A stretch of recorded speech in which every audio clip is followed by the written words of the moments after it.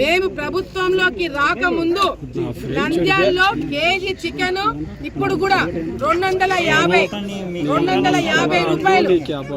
మేము అధికారంలోకి రాకముందు ఆలగడ్డలో చికెన్ కేజీ రేటు 280. ఇప్పుడు మేము అధికారంలోకి వచ్చిన తర్వాత ఆలగడ్డలో చికెన్ రేటు కేజీకి 170, 180. మేము అవినీతి చేసింటే ఇంకా రేటు పెరగాలే తప్ప ఎందుకు తగ్గిస్తామండి? రూపాయలు పెరగాలే తప్ప తగ్గినాయంటే దాని అర్థమైంది. రాష్ట్రంలో అందరూ దీన్ని అర్థం చేసుకోవాల్సిన అవసరం లేదు. ఆలగడ్డలో నన్ను నమ్మి ఓటేసిన వాళ్ళు, ఆలగడ్డలో నన్ను నమ్మి రాజకీయం చేసేవాళ్ళు, నా కుటుంబం కోసం కేసులు వేసుకున్న వాళ్ళు నమ్మితే చాలు. నాకు రాష్ట్రం అంతా ఓట్లేరు. ఆలగడ్డ ప్రజలకి తెలుసు గత ప్రభుత్వంలో చికెన్ కి కేజీ రేట్ ఎంత ఉంది, ఇప్పుడు మేము వచ్చిన తర్వాత కేజీ రేటు తగ్గిందా లేదా? మరి తగ్గినప్పుడు మాకు డబ్బులు ఎట్లా అప్పుతాయండి? ఎట్లా అవినీతి జరిగిందండి? ఏడైనా రేట్లు పెరిగితే కదా మాకు కమిషన్లు వచ్చేది. రేట్లు తగ్గిస్తే కమిషన్లు ఎక్కడి నుంచి వస్తాయి? ఆ మాత్రం ఇంగిత జ్ఞానం కూడా లేకుండా సాక్షి వాళ్ళు రాస్తున్నారంటే నిజంగా అంటే పాపము ఈరోజు కోళ్ళు అడిగిన దాంట్లో న్యాయం ఉంది. పాపం మీ బాబాయ్ హత్య కేసులో మీ ఇంట్లో వాళ్ళకి న్యాయం చేయలేకపోతున్నారు. ఆయన చనిపోయిన తర్వాత వివేకానంద రెడ్డి గారి డెడ్ బాడీ మీద కూడా మీరు శవ రాజకీయాలు చేస్తున్నారు. రాజశేఖర రెడ్డి గారు చనిపోతే అక్కడ శవ రాజకీయాలు చేస్తున్నారు. ఆఖరికి ఇప్పుడు ప్రతిపక్షంలో ఉన్నారు కాబట్టి పాపం కోట్ల శవాల మీద కూడా రాజకీయాలు చేసుకుంటారు. చీచీ సాక్షి అని చెప్పి కూడా ఈ రోజు వాళ్ళకి తెలియడానికి మేము చెప్పట్లా. చీచీ సాక్షి అని మేమనట్లా, కోడ్లు అంటున్నాయి. అది ఈ రోజు మీ పరిస్థితి. ఈ రోజు నేను దయచేసి ఇది నేను గత వారం నుంచి జరుగుతుంది. వాళ్ళ సోషల్ మీడియాలో ఫేస్బుక్ లో ఫ్రంట్ పేజ్ లో నా పేరు పెడతారు. ఫ్రంట్ పేజ్ లో నా ఫేస్ పెట్టి వెనకల చంద్రబాబు నాయుడు గారిని పెట్టి కోళ్ల గురించి మాట్లాడతారు. సిగ్గు ఏమాత్రమైనా సిగ్గున్నా, ఏమాత్రమైనా ఇంగిత జ్ఞానం ఉన్న ఒక ఆడపిల్ల గురించి ఈ రాతలు రాస్తున్నామా, అట్లీస్ట్ వాస్తవమా కాదా అని కూడా తెలుసుకోలేనంత ఓపిక లేని సాక్షి వాళ్ళకి ఈ రోజు మళ్ళీ వైసీపీ రజనీ గారు మాట్లాడుతున్నారు.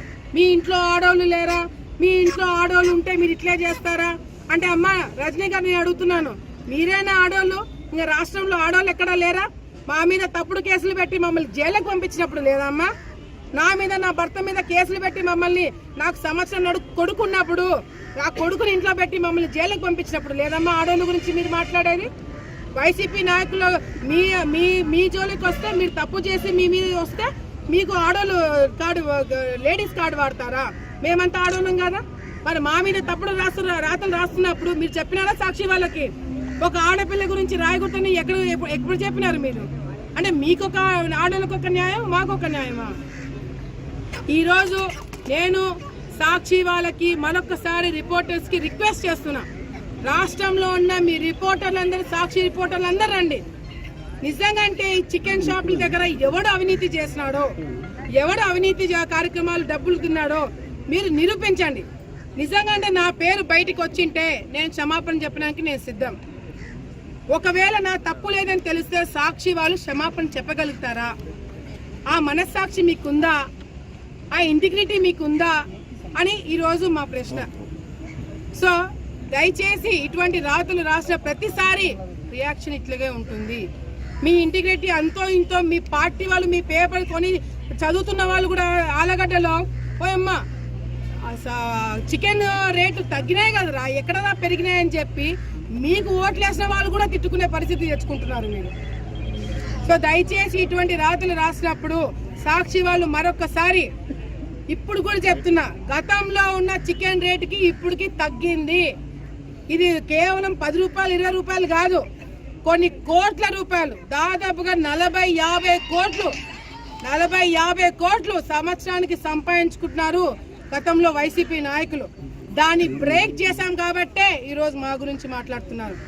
సాక్షి పైన తప్పుడు రాతల మీద మేము కోర్టుకు వెళ్తున్నాం కాబట్టే, వాళ్ళ మీద కేసులు వేస్తున్నాం కాబట్టే మా గురించి తప్పుడు రాతలు రాస్తున్నారు. నేను ఇది రాయడం వల్ల మేమేదో బెదిరిపోతాము, ఆడపిల్ల గురించి రాస్తే వాళ్ళు ఇన్సల్ట్ గా ఫీల్ అయ్యి ఇళ్లలో కూర్చుంటారు, ఆమె బయటికి వచ్చి మాట్లాడుదని అనుకుంటున్నారేమో. మీరు రాసే కొద్దీ నేను ఛాలెంజ్ గా తీసుకుంటా.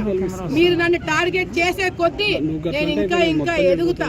మీరు నన్ను టార్గెట్ చేసే కొద్దీ నేను మీరు తప్పని నిరూపిస్తాను. మీ ఇంటిగ్రిటీ పోయేలాగా మీరే చేసుకుంటారని చెప్పి మరొకసారి తెలియజేసుకుంటూ, ఆడపిల్లల గురించి ఆడవాళ్ళ గురించి రాసేటప్పుడు 1కి 100 సార్లు 1000 సార్లు నిజమా కాదా అని మీరు రాయండి. లేదా అంటే మీరు ప్రొఫెషన్ మార్చుకోండి. అంతేగాని ఇళ్లల్లో ఉన్న ఆడవాళ్ళ గురించి తప్పుగా రాసి మీరు తప్పించుకుంటారేమో. ఇది ఇంకొక డిఫమేషన్ కేసు వేయబోతున్నాము. మీరు తప్పకుండా కోర్టుకు వచ్చి క్షమాపణ చెప్పేంత వరకు మేము వదిలిపెట్టమని చెప్పి సందర్భంగా మీ అందరికీ తెలియజేసుకుంటున్నాం.